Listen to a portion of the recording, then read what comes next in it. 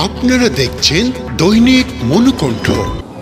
আমি ছাত্রলীগ যুবলীগ এই মৌলভীবাজারে আজকের পর থেকে তাদেরকে যেখানে পাওয়া হবে তাকে জনগণকে সাথে নিয়ে টোটাল ছাত্র সমাজকে সাথে নিয়ে এদেরকে গণপিটুনি দিয়ে আইনের হাতে সুবদ্ধ করা হবে।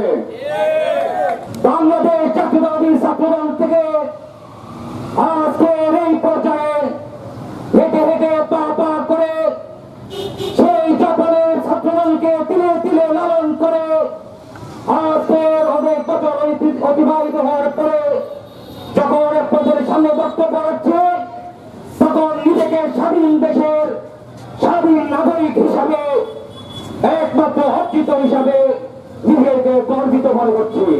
এই 15 বছর 7 মাস 7 দিনের ভিতরে তারা কি না করেছে এই সাধারণ জনগণ জানে। আজকে দেখেন অনেক অন্যায় অত্যাচার করেছে আমাদের জাতীয়তাবাদী দলের জন্য, কিন্তু জাতীয়তাবাদী দল ঠিকই মাঠে ছিল, সব সময় মাঠে ছিল। এই অন্যায়ের প্রতিবাদে তারপরে তারা মাঠে ছিল, আমরা মাঠ ছাড়ে চলে যাই নাই। এই পাপ করেছে দেখে এই যে কুড়িয়া চিনা এখন দেশ থেকে প্রতিহত করেছে। ছাত্র জনতার আন্দোলনে দেখেন আজকে এই আমরা একটা নতুন স্বাধীন বাংলাদেশ পেয়েছি।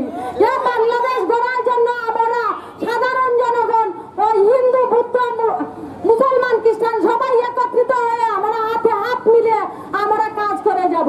মুক্তিযুদ্ধ বলেন আপনারা, অথচ চুরি করে পালিয়ে গেলেন আপনারা দেশ ছেড়ে, আপনার সন্তানদের ছেড়ে। আমার নেত্রী কিন্তু কখনো দেশ ছেড়ে পালায়নি, নিজের সন্তানকে হারিয়েছেন। একটি সন্তানকে এত বছর নিজের চোখের আড়ালে অসুস্থ হয়ে আছেন, ছেলেটির হাতটা ধরতে পারেননি। যদি আল্লাহ রক্ষা না করতেন, ওনার হায়াত না দিতেন, কখনো দ্বিতীয় ছেলেটাকেও দেখতে পারতেন না। দেশ ছাড়েননি উনি। আপনি কেমন নেত্রী?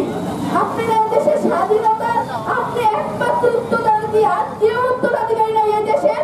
এই দেশ একা আপনার বাপ স্বাধীন করেছিল, তাহলে বাকি এতগুলি মানুষ কি করেছিলেন? আপনার বাবা তো ছিলেন না বাংলাদেশে, তখন আপনার বাবা তো পাকিস্তানে ছিলেন, কিভাবে যুদ্ধ করেছিলেন?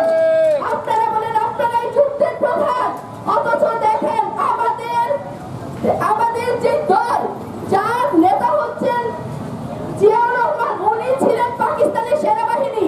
উনি পাকিস্তানের সাথে বিদ্রোহ করে এই দেশ স্বাধীনতায় সর্বোচ্চ ভূমিকা রেখেছেন। তাদেরকে আপনারা রাজাকার বলেন। এখন কে রাজাকার?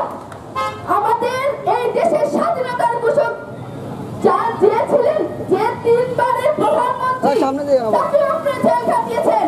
এত বছর আপনারা নির্যাতন করেছেন। তথ্য, চিত্র, বিনোদন, আলাপচারিতা, ঘটনা, দুর্ঘটনা, অনিয়ম, দুর্নীতি, চিকিৎসা, শিক্ষা, কৃষি, রাজনীতি, খেলাধুলা সব ধরনের সংবাদ পেতে দৈনিক মনুকণ্ঠ সাথেই থাকুন।